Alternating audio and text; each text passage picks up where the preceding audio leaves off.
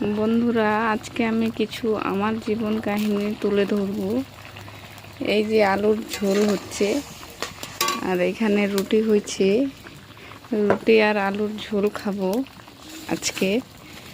আমাদের দুদিন হয়েছে চাল নাই, চাল শেষ হয়ে গেছে। আমার বরকে চাল আনতে বলছি, চাল আনে দেয় না, তাই ভাত খাওয়া হয় না, রুটি খেয়ে আছি।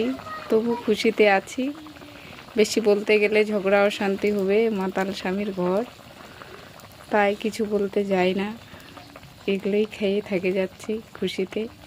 তাই ভিডিওটা কেমন লাগলো, ভালো না খারাপ, কমেন্টে জানিও এবং লাইক করো, যা না করো শেয়ার করো, মানুষের কাছে পৌঁছে দিও, যাতে একদিন যদি না খাইতে পারে তাতে অশান্তি নেই, শান্তি আছে। নিজের মনকে খুশি করতে জানলেই খুশি থাকতে পারবে। আর বন্ধুরা, আমার একটা সুইট বেবি আছে, ছোট্ট, যাকে নিয়ে আমি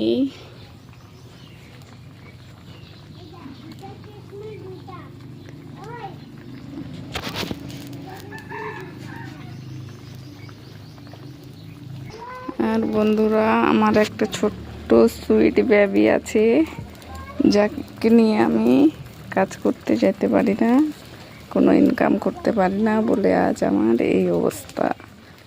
ইনকাম না করতে পারলে কি অবস্থা হয়।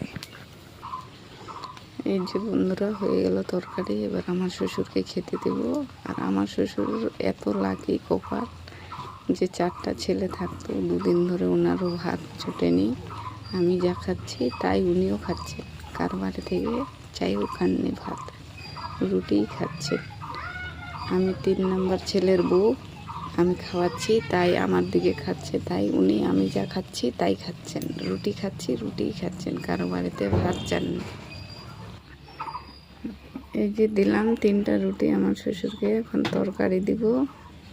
উনি বলে চান করবেন তারপরে খাবেন, তাই সব রেডি করে ধুয়ে দিলাম। আরও দিদিদের আমি বলতে চাচ্ছি যে তোমরা ক্যাচাল না করে শান্তিতে এইভাবেই খেয়ে থাকতে পারো খুশিতে। তাই আমার এই ভিডিওটা বানানো। ফালতু অশান্তি করে নিজের শরীর খারাপ করার চেয়ে এভাবে খেয়ে থাকাটাই ভালো। দিন তো যাচ্ছে, নিজে কামাই করতে পারলে হয়তো এই দুর্গতিটা আজকে আমার হতো না, পারি না বলেই হয়েছে। তাই সবাই চেষ্টা করো ইনকাম করতে।